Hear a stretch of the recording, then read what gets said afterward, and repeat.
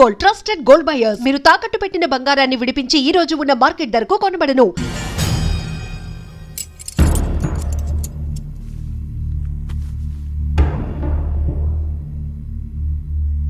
Canteen దగ్గర police duty చేశారు కదా, ఇప్పుడు అన్నగారి డ్యూటీ చేయడానికి జైలుకి వచ్చారా? అవునరా అన్నగా, నేను నీకేం ఉపయోగపడ్డాను? జీవితంలో నా వల్ల నువ్వు ఎప్పుడు నష్టపోతూనే ఉన్నావు. చిన్నప్పుడు నా వల్ల చదువుకు దూరం అయ్యావు, ఇప్పుడు నా కారణంగానే వాళ్ళు నిన్ను ఈ కేసులో ఇరిగిస్తే ఇంటికి దూరం అయ్యావు. గిరి, థ్యాంక్స్ అమ్మా. నా కోసం కన్నీళ్లు పెట్టేవాళ్ళు కూడా ఉన్నారని నిరూపించుకున్నావు. ఎలా ఉన్నావురా? జైల్లో ఉన్నా ఇంట్లో ఉన్నట్టే ఉంది. నాన్న నన్ను ఇప్పుడు దోషిగానే చూస్తాడు కదా. ఆయన గురించి నువ్వు అలా అనుకుంటావు కానీ నీ గురించి ఆయన ఎంత టెన్షన్ పడుతున్నారో తెలుసా? దేనికి? జైలు నుంచి తప్పించుకుంటానన్నా? అది మాత్రం కరెక్ట్ గా ఊహించాడు. అంటే ఆ బోర్డు చూడు, ఖైదీలు 213 అని ఉంది. తెల్లారేసరికి ఆ నంబరు 212 అవుతుంది. తమ్ముడు, ఆ పని మాత్రం చేయొద్దు. ఇల్లీగల్ గా వాడిని నిరికించారు. లీగల్ గా నేను విడిపించుకుంటాను. ఈ లోపు తొందరపడి జైలు నుంచి పారిపోనని నాకు మాట ఇవ్వు. ఇవ్వరా?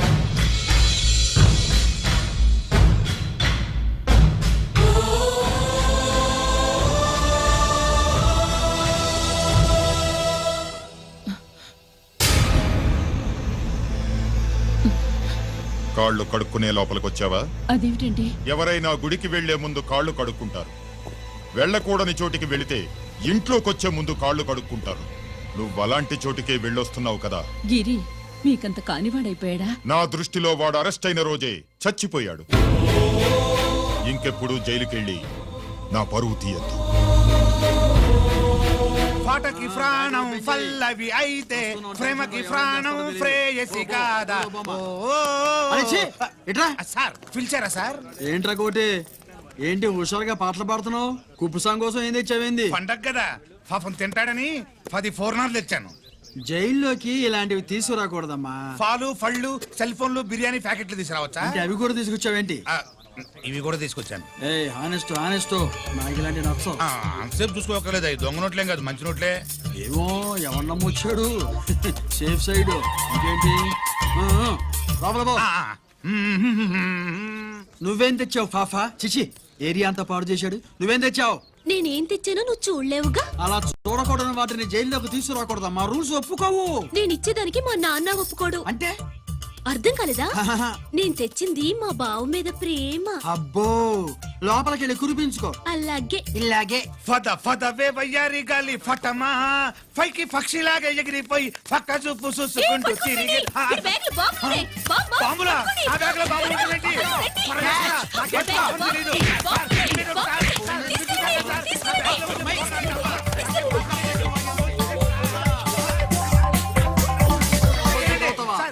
ఈ బాంబులు కాదు సార్, పూర్ణాలు. పూర్ణాలు తీవే బయటికి. ఏం సార్ చెప్తా వినరు మీరు?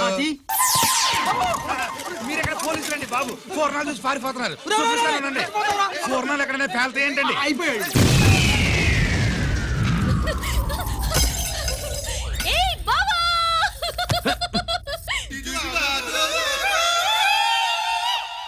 పూర్ణాలు బాంబుల్లా ఫేలిపోయినాయి ఏంటి? వాడిని కస్టడీలో తీసుకోండి. అలాగే సార్. పయనించే ఓ చిలుక పారిపో. ఏంటి ఇది? నీ పనేనా? అవును బావా, దీనికోసమే. జైల్లో అయితే జైల్లో కాపురం చేస్తే కృష్ణుడు పుడతాడంట. పుడతారు పుడతారు. మీరు ఇక్కడ నా జైల్లో కాపురాలు చేసి పిల్లల కంటే మేము జోల పాటలు పాడుతూ కూర్చుంటాం. ఇక్కడ అలాంటివి చేయకూడదు. దొరికేవే తల్లి. వెనక్కి రావే. ప్రేమికులు వేరు చేస్తావా? నువ్వు నాశనం అయిపోతావు. ఈ ప్రాబ్లం ఉంటుందని ఊహించే చుట్టుపక్కల ఏ ఇల్లు లేకుండా పొలంలో కట్టుకున్నా. బయటికి ఎప్పుడు వస్తావు బావా? అన్నయ్య గురించి ఆలోచించి ఆగానే, లేకపోతే జైల్లో ఒక లెక్క. నీకు ఏది లెక్క ఉందో ఆయన? వస్తా బావా. నువ్వు రావద్దే, నేనే వస్తా. హలో సార్, జగదాంబ సెంటర్ లో ఒకతని కారు గుద్దేసిందండి. అక్కడ మా ట్రాఫిక్ కానిస్టేబుల్ శామ్యుల్ అని ఉంటాడు, అతనికి చెప్పబోయా. గుద్దింది అతన్నే sir. Good morning sir. Good morning. ఏమండి సుబ్రహ్మణ్యం గారు? Sir good morning sir. Good morning. నాకేమైనా ఫోన్లు వచ్చాయా? హోమ్ మినిస్టర్ పేషెంట్ నుంచి ఫోన్ వచ్చిందండి. మ్యాటర్ ఏంటి? ఏం లేదు సార్. ఇంకా డీజీపీ ఆఫీస్ నుంచి ఫోన్ వచ్చిందండి. మ్యాటర్ ఏంటి? ఏం లేదు సార్. డాటా కలెక్ట్ చేయండి. Okay sir. ఇంకా స్వాతి అంటే 3 సార్లు ఫోన్ చేసింది సార్.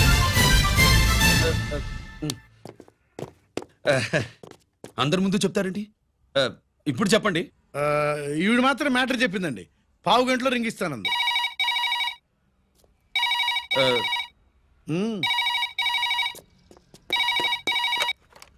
హలో. హాయ్ రంజిత్, నేను స్వాతిని.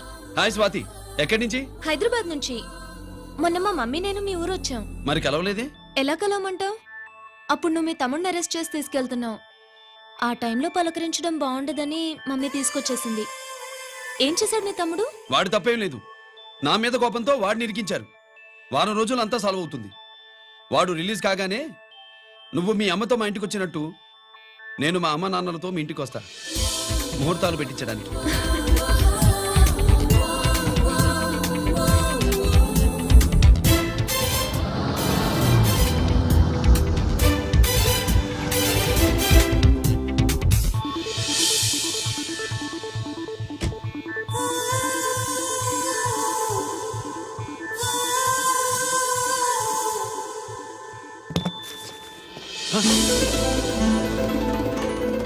హాయ్. ఏంటి లగేజ్తో సహా వచ్చేసావు? ఏజ్ బారవక ముందే తొందర పడదామని. అందుకని చెప్పా పెట్టకుండా ఇలా దిగిపోవడమేనా? ముహూర్తాలు చూసుకుని దిగడానికి నువ్వేమన్నా మూడు ముళ్ళతో రెడీగా ఉన్నావా? ఉమ్?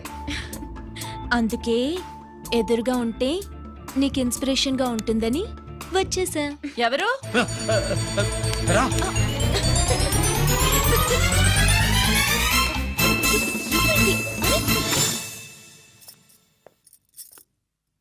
ఏంటి రాజేశ్వరి, ఎవరొచ్చారు? ఎవరో తెలీదండి, మాటలు వినిపిస్తున్నాయి. ఈ సూట్ కేసు ఉమ్, ఏంటి చాటుకు తీసుకొచ్చా? మీ నాన్నంటే అంత భయమా? చచ్చా, భయం కాదు, గౌరవం. అవును, మన సంగతి ఎప్పుడు చెప్తున్నావు? ఎక్కడి నుంచి? అమ్మా తల్లి, నువ్వు వెళ్ళిపో, నీకు దండం పెడతా. అందమైన ఆడపిల్ల ఎదురుగా ఉంటే దండవా పెట్టేది? మరేం కావాలి? హ, ఇక్కడ ఆ,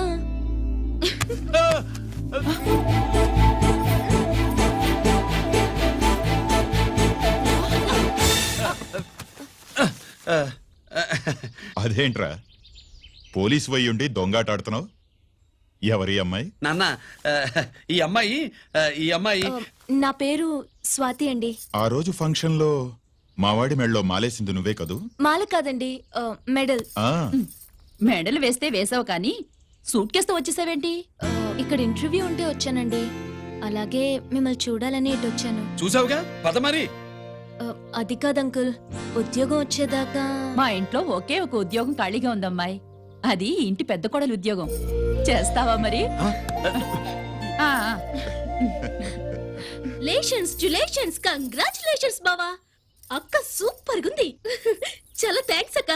మా నాన్న పెద్ద భావం చేసుకొని నస పెట్టి చంపేస్తున్నాడు. నువ్వు లైన్ లోకి వచ్చి నన్ను లూప్ లైన్ లో పెట్టావు. ఇంకా మా నాన్నకి బ్యాడ్ టైం మొదలైనట్టే.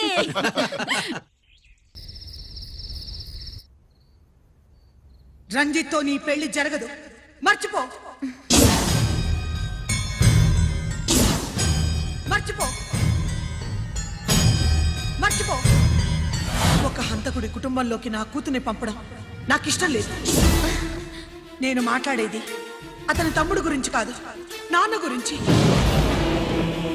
14 ఏళ్లు పాకిస్తాన్ లో యుద్ధ ఖైదీగా ఉండొచ్చిన ఆర్మీ ఆఫీసర్ మమ్మీ ఆయన. కాదు, మీ నాన్నను చంపినందుకు 14 ఏళ్లు తీహార్ జైల్లో శిక్ష అనుభవించిన ఖైదీ. మీ నాన్నను చంపింది తనేనని 10 మందిలో ఒప్పుకోవాలి. మనకి క్షమాపణ చెప్పాలి.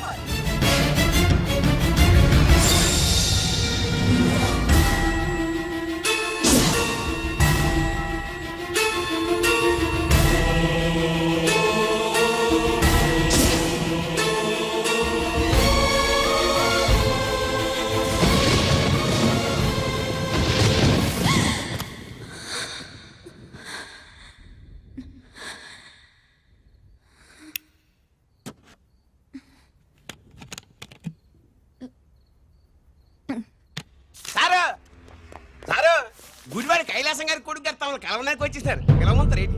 వాడు వచ్చాడా నువ్వు తీసుకొచ్చావా? నాకేం తెలుసు సార్. పోనీ వాళ్ళ నాన్న తెలుసా? అమ్మతో ఆడు కూడా తెలవచ్చు సార్.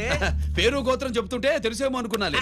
రమ్మను. ఒరే కిరణం, నీ నాన్న గుడిని మింగేసే రకమైతే ఈడ దేశాతాబ్దంలో కట్టారు. అప్పుడెంత మింగేసినారు కూడా చెప్పేసి రకం. కొంచెం జాగ్రత్త. రే రారవే.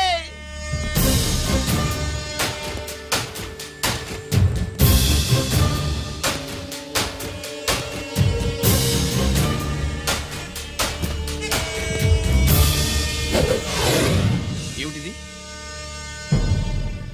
దీన్ని సూట్ కేస్ అంటారు. దీనివల్ల మన దేశంలో కొన్ని ప్రభుత్వాలే కూలిపోయాయి. నువ్వంత గొప్ప పని చేయక్కర్లేదు. జైల్లో ఉన్న మా మామయ్య కుప్పస్వామి మీద కేసు లేకుండా తప్పిస్తే ఇందులో ఉన్న డబ్బంతా నీదే. బోనస్గా నీ తమ్ముడు నిర్దోషిగా విడుదలవడానికి మేం సాయం చేస్తాం.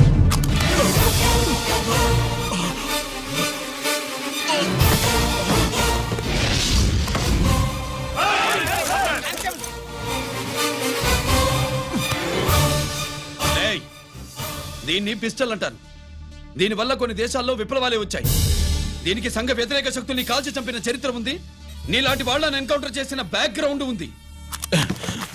మీ తమ్ముడి జీవితం మా చేతుల్లో ఉందని తెలిసి కూడా ఎదురొస్తున్నావా? నీ జీవితమే నీ చేతుల్లో లేదు.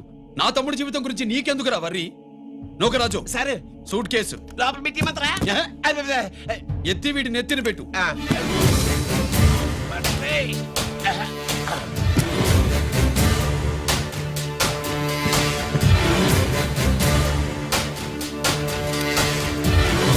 రేయ్, వెళ్ళి నీ బాబుకు చెప్పు, ఈ రంజిత్ కుమార్ లంచం తినడు, తిన్నది కక్కిస్తాడని.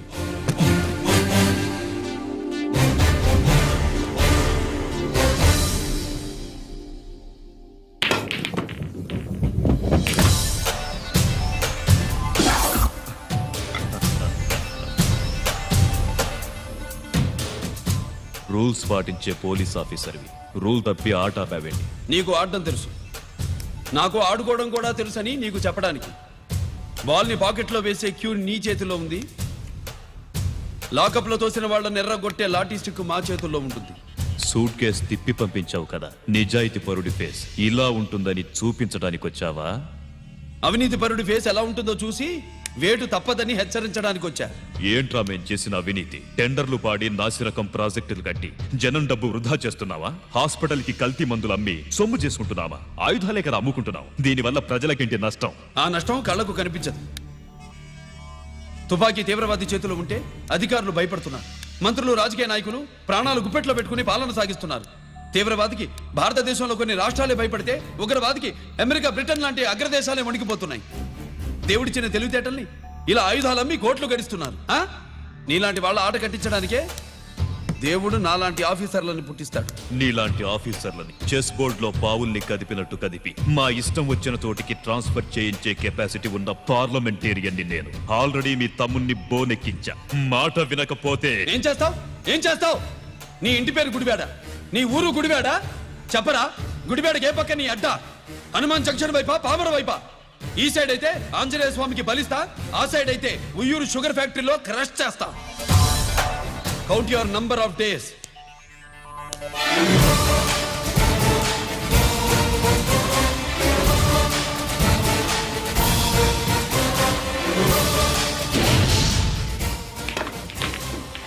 ఏమి సార్ వాడిది? అడ్డడ్డే వాడు మాట్లాడితేనే కొట్టినట్టుండది. నిజంగా కొడితే మురుగా ఎట్టుండునో. వాడు కాదు, మనమే వాడిని కొట్టాలి. చావు దెబ్బ. దవళ సులభం కదప్పా. ఇదిగో వాడు కుప్పుస్వామి చేత రహస్యాలు చెప్పిస్తాడని నాకు పెరియ నమ్మకం. కుప్పుస్వామి జైలు నుంచి కోర్టుకెళ్ళడు.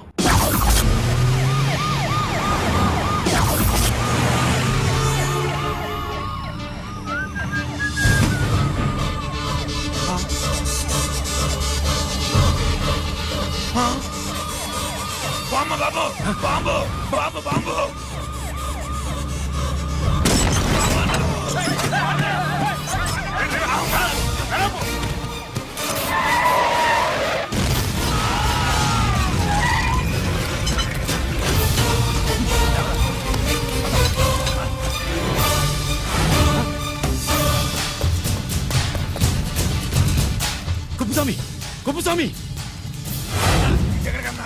రేయ్ గిరి ఆగు. ఎక్కడ తీసుకెళ్తున్నావు?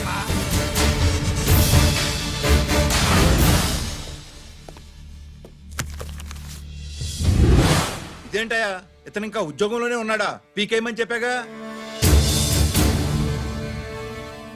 చెప్ప పెట్టకుండా తీసేయడానికి ఇది పొలిటికల్ పోస్ట్ కాదు, పోలీస్ డిపార్ట్మెంట్ ఉద్యోగం. మరి కుప్పుస్వామిని నీ కళ్ళ ముందే పేల్చేస్తున్నప్పుడు ఏమైందంట మీ పోలీస్ డిపార్ట్మెంట్? ముఖ్యమంత్రి దగ్గర నుంచి మంత్రుల దాకా అందరూ బుల్లెట్ ప్రూఫ్ జాకెట్లు ఎందుకు వేసుకుంటున్నారు తమరు ఎక్స్ప్లెయిన్ చేస్తే మీ ప్రశ్నకి నేను మా డిపార్ట్మెంట్ తరఫున సమాధానం చెప్తాను సార్. ఏంటయ్యా రెచ్చిపోయి మాటకు మాట మాట్లాడుతున్నావు? కుప్పుస్వామితో పాటు నీ తమ్ముడు కూడా అదే వ్యాన్ లో ఉన్నాడు కదా, వాడు ఎందుకు పేలిపోలేదు? ఎలా తప్పించుకున్నాడు? ఇంతకీ మీ బాధ కుప్పుస్వామి పోయినందుక, మా తమ్ముడు తప్పించుకున్నందుక? నువ్వు నీ తమ్ముడిని తప్పించినందుకు. మంత్రి గారు, నోటికి ఏది వస్తే అది మాట్లాడడం మీ రాజకీయ నాయకులు చేసే పని, మా పోలీసుల పని కాదు. మా తమ్ముడితో పాటు కోటిగాడు కూడా తప్పించుకున్నాడు. వాళ్ళిద్దరు పారిపోయారు. ఎవరైనా తప్పించారో 24 గంటల్లో డిఐజీ గారి టేబుల్ మీద పెడతాను. అదేంటయ్యా అంత రెక్లెస్ గా మాట్లాడేళ్తాడేంటి? చేతులు తడుపుకునే ఆఫీసర్లైతే మీలాంటి వాళ్ళని చూసి నీళ్లు నవ్వులుతారు. గుండెలు మండే ఇలాంటి వాళ్ళు నిప్పులు కక్కి వెళతారు. సాయంత్రంలో పతను మీ వాళ్ళని పట్టుకోకుండా చూసుకోండి.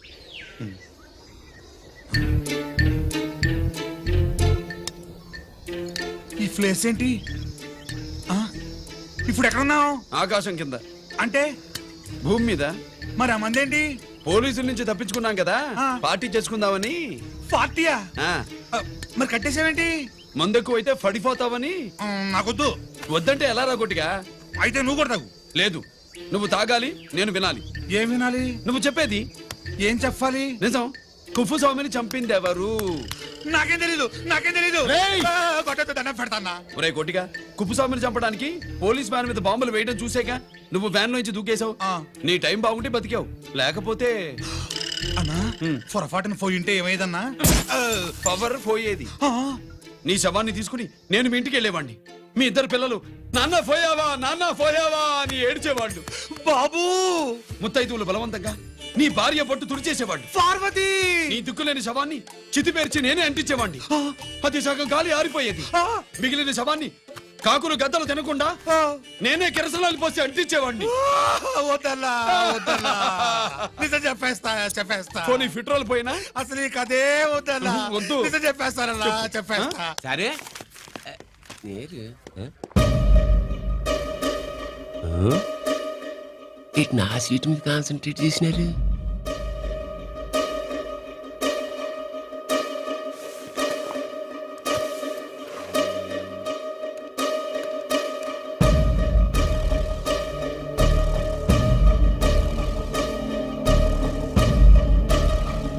జీకే గారు, శ్రీ నోకరాజ్ ఇన్ఫర్మేషన్ నోట్ చేసుకోండి.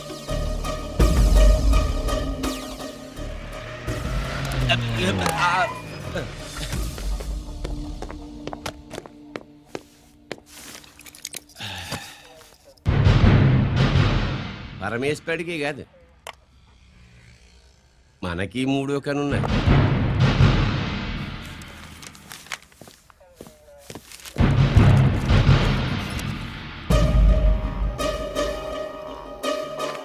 హలో నాన్న బాసు, సీన్ ఒకరికి మాట్లాడుతున్నాడు. మా ఏసీపీ గారు ఇలా కలెక్టర్ని కలడానికి వెళ్తాడు. కలెక్టర్నే సాయంత్రంలాగా మీటింగ్లోనే ఉంటాడు అన్నట్టు. శంకర్రామన్ ఫోన్ చేసి ఏపీ క్వారీ ద్వారా ఈటింగ్ చేస్తారంట. ఆయుధాలు ఇచ్చింది ఆడే చేసుకుందాం అన్నాడు. గెలిపోండి, ఓకేనా? సరే రెడీ. సుబ్రహ్మణ్య గారు నాతో రండి. Yes sir. సీక్రెట్ గా కంప్యూటర్లో నా బొమ్మ చూసేయడం కాదు బాసు, రేపు ఆంధ్రదేశం అంతా పేపర్లో పబ్లిక్ గా నీ బొమ్మ చూసి చేస్తా.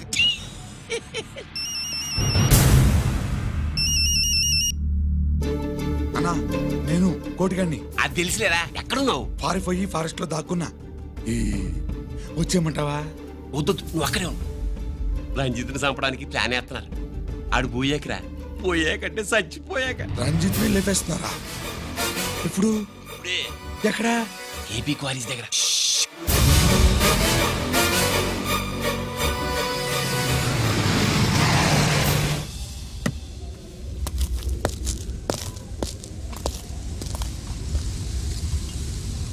ఇక్కడే ఉండండి సార్.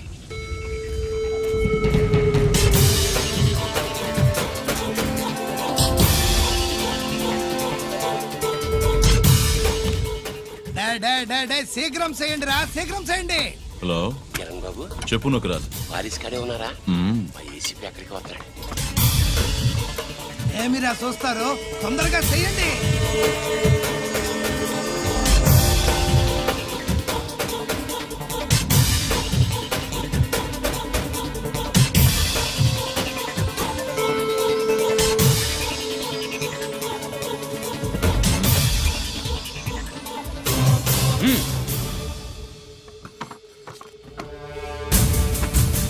రేయ్, అందరూ కలిసి దించండి. అంత గంట కింద పడవేయండి.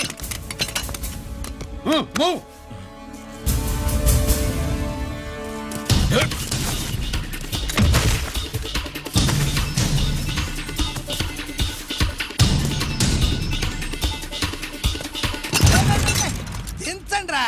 వాడు బుల్లెట్ తో చావకూడదు. ప్రమాదంలో డైనమైట్ పేలి బాడీ పీస్ పీస్ కావాలా, అప్పుడుదా మనం సేఫ్.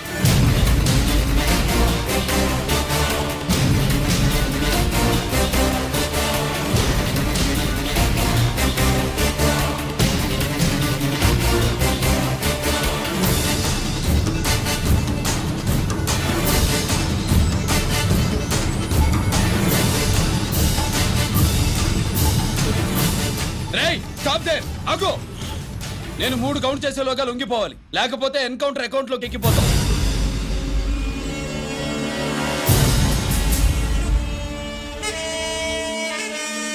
1 2